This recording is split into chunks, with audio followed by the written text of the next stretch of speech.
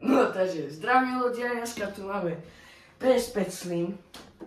A taká zaujímavosť, že keď dostanete krabicu, tu máte také džúry a vlastne vy si tam môžete dať takéto veci a že takto. Ináč tu nejde, ale dá sa. Takže tu si viete dať dve. Takže ideme sa pozrieť, že čo tam bude. Treba odpojiť kable. Počkajte, sorry za poriadok. Jeden. Prepáčte, ja som the cameraman, jak mám povedať. No, neviem. Dobre, sa pokračujeme. pozrieť na vnútornosti. Ja už som pozrela, ako to otvárať, takže viem.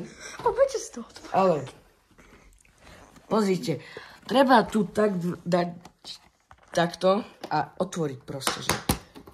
Je to ľahko. Tu máme SSD, či SSD. Tu máme, sorry za one, tu máme SSD.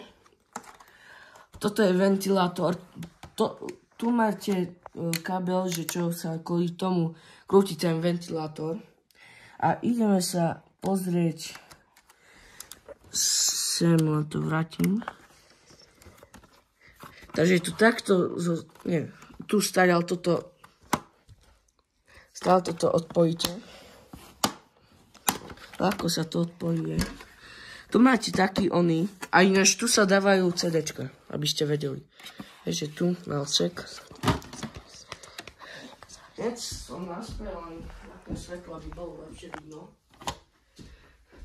Takže, ešte kým vám ukážem toto, tak tu máte takéto, že. Easter egg. No, proste čo máte na ovládači. A tu máte.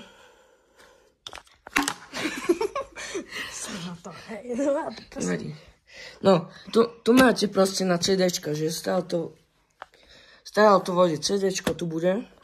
A tu máte proste ten čudlík.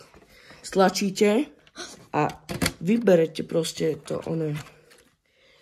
Či neviem, či to je čudlík, ale ako sa to vyberá. No, toto je to na CDčka. A keď vlastne chcete, tak si. Vybral si disk. Tak si to vlastne môžete. Tak si vlastne môžete zobrať toto, ale v PGS ja som to tam kupoval veľmi lacné. A vlastne tam sú aj milí ľudia. A môžete si tam kúpiť, že takú edíciu.